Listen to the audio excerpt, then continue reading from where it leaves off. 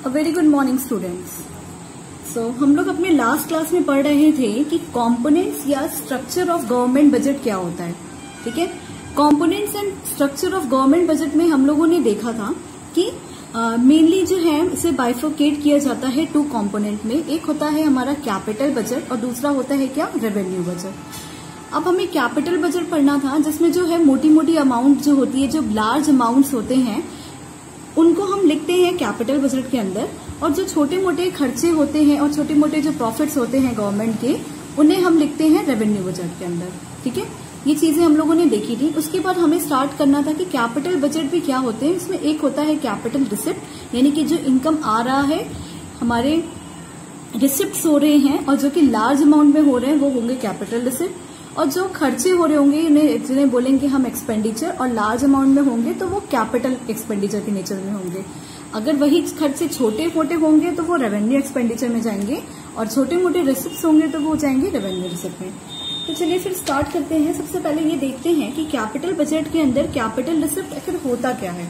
ठीक है, capital receipt समझने के लिए डेफिनेशन इसकी लिखी है कि those receipt which either creates liability और रिड्यूसेस एसेट। ठीक है, इसमें लिखा है कैपिटल बजट वैसे रिसिप्ट्स होते हैं, उन रिसिप्ट्स को हम कैपिटल रिसिप्ट बोलते हैं जिनकी वजह से या तो हमारी लायबिलिटी क्रिएट होती है या तो हमारे एसेट रिड्यूस होते हैं। अब ये बात समझने के लिए कि लायबिलिटी क्रिएट होती है, एसेट रिड्यूस होते हैं, तो कुछ बच्चे ऐसे होंगे जिनको एसेट और लायबिलिटी का मतलब नहीं पता होगा।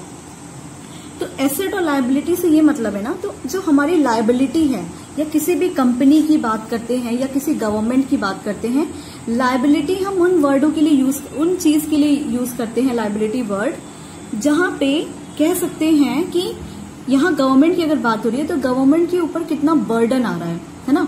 अगर हम किसी बिजनेस इंटरप्राइजेस की बात करेंगे तो हम बोलेंगे कि उनके ऊपर कितना जो है बर्डन है, या उनके ऊपर कितना जो है लोन है। बहुत अगर लेमन लैंग्वेज में बात करें, बहुत इजी लैंग्वेज में, तो जितने भी लोन होते हैं, उधार होता है, जो ड्यूज होते हैं, या गवर्नमेंट के ऊपर होगा या किसी बिजनेस इंटरप्राइजेस के ऊपर होगा, वो सारी चीजें लायबिलिटी कहलाती हैं। ठीक है, जिसको हमें दूसरे को पे करना पड़ता है। ऐसे अमाउंट, ऐसी चीजें जो मेरी नहीं है और उसको हमें फ्यूचर में किसी को पे करना पड़ेगा, तो उसे हम सिंपल लैंग्वेज में लोन बोल सकते हैं। वही हो जाता है लायबिलिटी। ओके, उसी तरीके से जो एसेट्स होते हैं, एसेट भी बहुत इंपॉर्टेंट चीज होती है। तो एसेट वह हर एक वो चीज होती है जिनकी वजह से जो है हमारे रिसोर्सेस, जिनकी वजह से जो बिजनेस के या गवर्नमेंट के जो रिसोर्सेज हैं वो प्रॉफिट अर्न करके देते हैं। अगर एसेट ना होगा, नहीं होगा, तो रिसोर्सेज जितनी भी चीजें हैं, चाहे हम रॉ मटेरियल्स बोले या कुछ भी बोले, वो सारे रिसोर्सेज प्रॉफिट अर्न नहीं कर पाएंगे।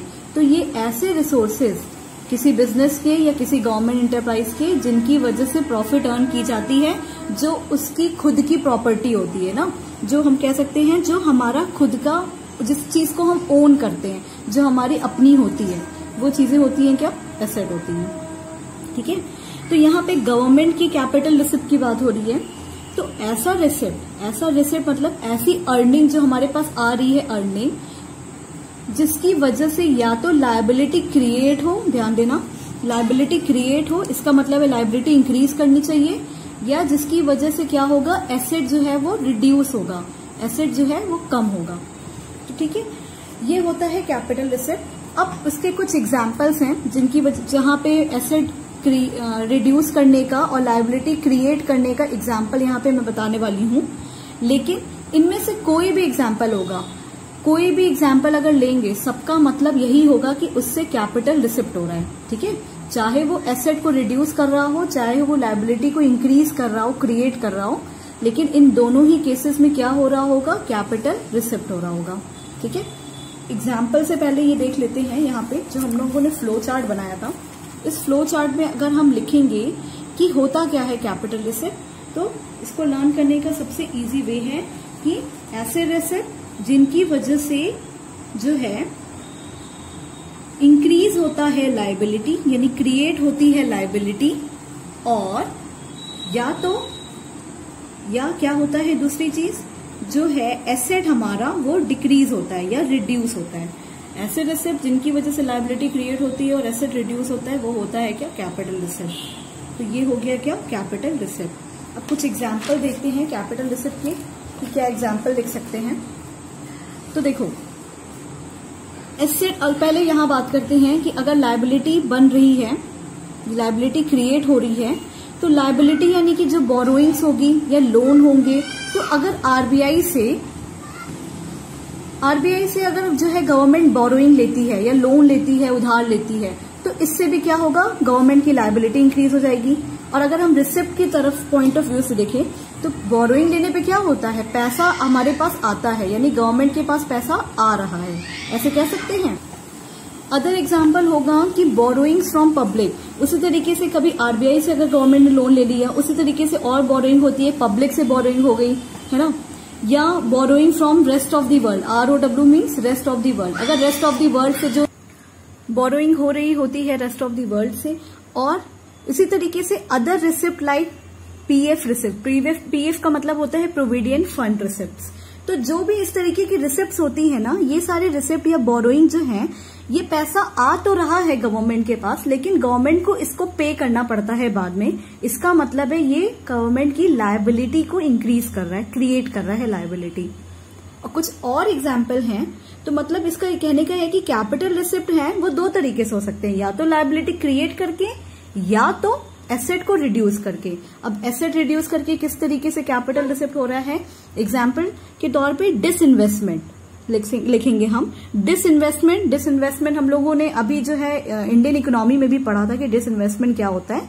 इसका मतलब होता है जबकि पब्लिक सेक्टर अंडरटेकिंग से यानी PSU से गवर्नमेंट अपने शेयर्स को प्राइवेट को बेच देती है ना, प्राइवेट कंपनीज को बेच देती है, तो उसे कहते हैं क्या, डिसइन्वेस्टमेंट, यानी कि government sell it shares of public company to private company, ये होता है हमारा डिसइन्वेस्टमेंट। तो डिसइन्वेस्टमेंट करने का यही ना मतलब हो कि जो चीजें पहले गवर्नमेंट की एसेट हुआ करती थी वो अब नहीं रही, यानी एसेट क्या हो गया, रिड्यूस हो गया। और इसको बेचने पे ऑब्वियसली जब भी हम कोई चीज सेल करेंगे तो उसके बदले में क्या होगा, पैसा आएगा कंट्री में।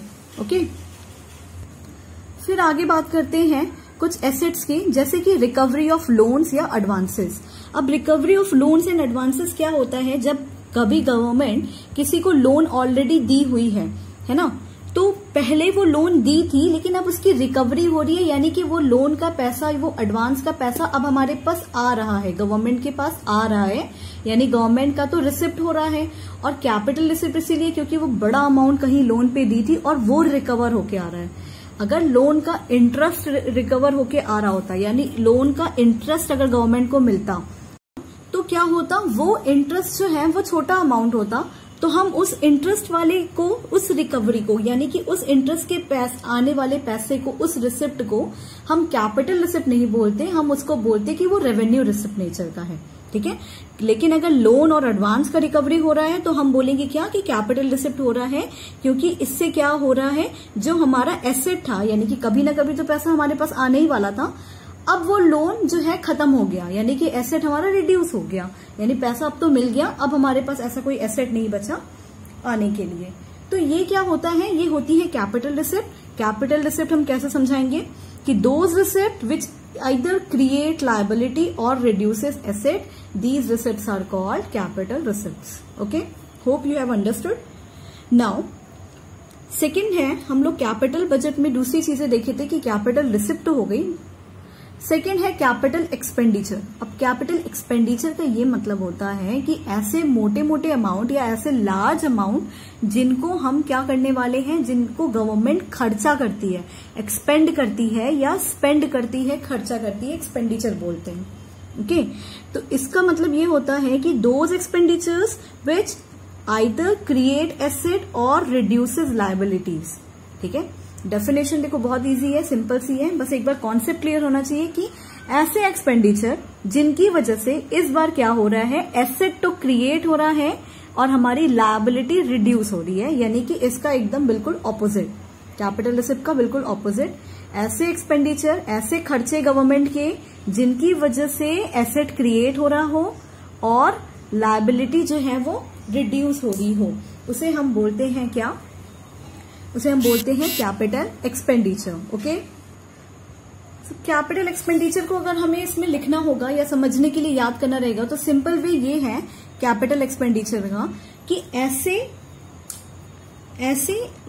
एक्सपेंडिचर, ऐसे खर्चे जिनकी वजह से हमारी लायबिलिटी क्या होगी, इन खर्चों करके लायबिलिटी हमारी जो है वो इस बार रिड्यूस होगी और हमारे जो एसेट्स हैं या तो हमारे एसेट जो हैं इसकी वजह से एसेट जो है वो इंक्रीज हो जाएंगे। ठीक है, यानी एसेट जो है क्रिएट हो रहा है, लायबिलिटी जो है वो रिड्यूस हो रही है। इसे हम बोलते हैं क्या, कैपिटल एक्सपेंडिचर। कुछ एग्जाम्पल देखते हैं समझने के लिए कि कैसे हमारा एसेट क्रिएट हो रहा है, एक्सपेंडिचर करने पे एसेट कैसे क्रिएट होता है। अब देखो गवर्नमेंट को ब्रिज कंस्ट्रक्शन करना पड़ता है, रोड कंस्ट्रक्शन करना पड़ता है पब्लिक वेलफेयर के लिए, जिसे हम सरकार की ही प्रॉपर्टी बोलते हैं, है ना, गवर्नमेंट की ही प्रॉपर्टी होती है जो रोड्स होते हैं, बिल्डिंग्स, गवर्नमेंट हॉस्पिटल हो गया, ये सारी चीजों का जब कंस्ट्रक्शन करती है उन कंस्ट्रक्शन वर्क में तो एक्सपेंडिचर होता ही होता है, खर्चे होते हैं, लेकिन उस खर्चे को करके गवर्नमेंट की एसेट कहीं ना कहीं तो इंक्रीज हो जाती है, क्योंकि जो भी कंस्ट्रक्शन ऑफ रोड हुआ, ब्रिजेस हुए, इनकी वजह से क्या हुआ, एसेट का क्रिएशन हुआ, है ना, क्योंकि ये सब गवर्नमेंट की प्रॉपर्टी बढ़ गई, गवर्नमेंट का ही एसेट बना।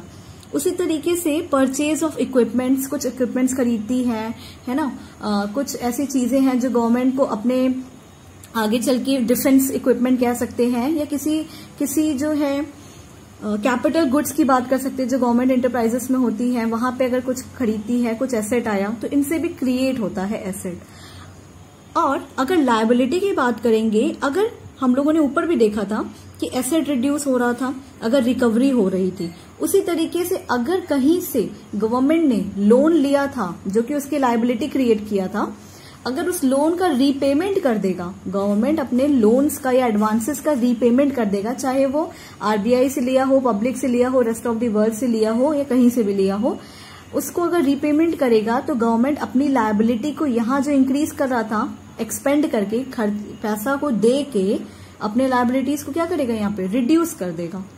तो ये जो एक्सपेंडिचर्स के एग्जाम्पल थे जहां से लायबिलिटी जो है रिड्यूस हो रही थी और एसेट जो है वो क्रिएट हो रहा था, इसे हम बोलते हैं क्या, कैपिटल एक्सपेंडिचर। ये कुछ एग्जाम्पल्स थे उसके। ओके,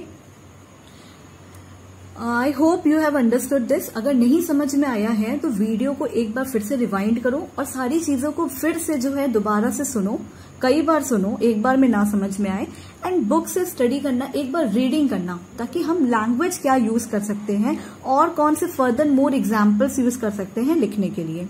ठीक है, ओके। फिर हम लोग अभी स्टार्ट करेंगे अपने नेक्स्ट क्लास में कि रेवेन्यू रिसिप्ट क्या होती है।